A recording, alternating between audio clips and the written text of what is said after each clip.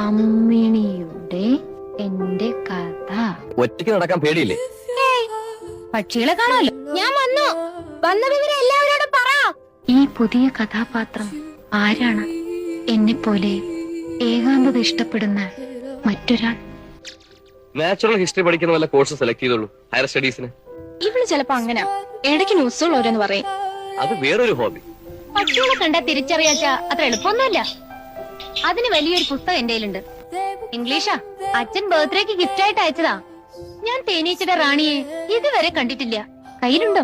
പക്ഷികളെ പറ്റി കൂടുതൽ അറിയണോ? അവിടെ ഒരു പഴയ ആൽബത്തിൽ അമ്മണിയുടെ അമ്മയുടെ ഫോട്ടോ കണ്ടു.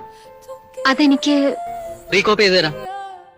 എന്റെ പുസ്തകങ്ങളിലൊക്കെ ഞാൻ ഓരോന്ന് കുത്തിക്കുറിച്ചിട്ടുണ്ടാവും. ആളും മനുഷ്യരും ഇല്ലാത്ത കാട്ടിലെന്താ വിശേഷം?